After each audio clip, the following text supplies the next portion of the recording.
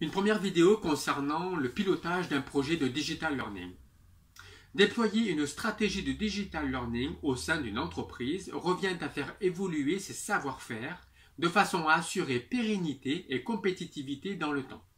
Cette démarche est ouverte à tout type d'entreprise, PME comme grands groupes, puisqu'elles ont en commun de vouloir faire grandir leurs collaborateurs dans une logique d'apprentissage continu.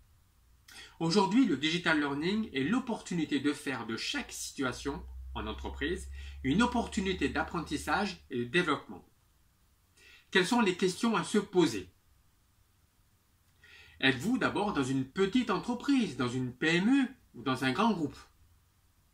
Vos dirigeants sont-ils impliqués, concernés dans le projet de digital learning?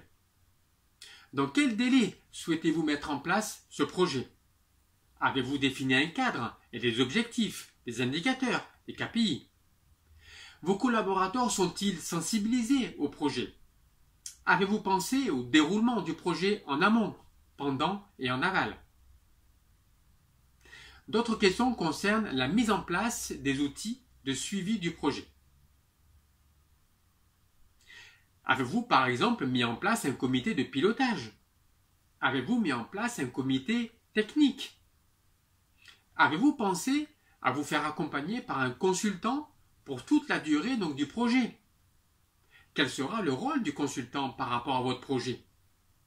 Avez-vous prévu de mettre en harmonie tous les outils de communication et de formation de façon à ce que le projet soit compris et admis de tous?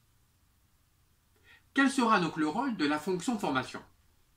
La fonction formation a un rôle capital dans la réussite de vos projets de formation, naturellement.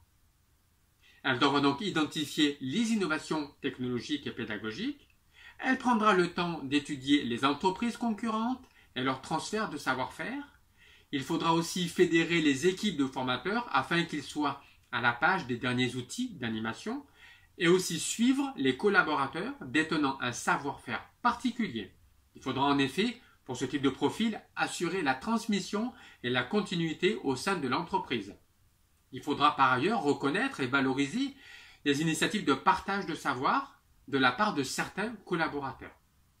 Concernant le suivi de la réalisation du projet dans le temps, il faudra en permanence communiquer sur les objectifs du digital learning, les actions entreprises, les résultats obtenus, leur mise en œuvre ainsi que les progrès réalisés.